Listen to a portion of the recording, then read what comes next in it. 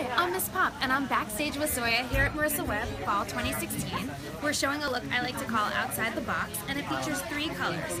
Your base coat is the Naked, Perfector, and Lavender, and it kind of gives the nail like a wash of lavender that's color correcting, hydrating, and it will help against damage possibly done by gels. Then we're using sticker stencils, vinyl sticker stencils, to get the cutout look. We're laying them down on the nail, applying 2 coats of black, lifting them to reveal a box.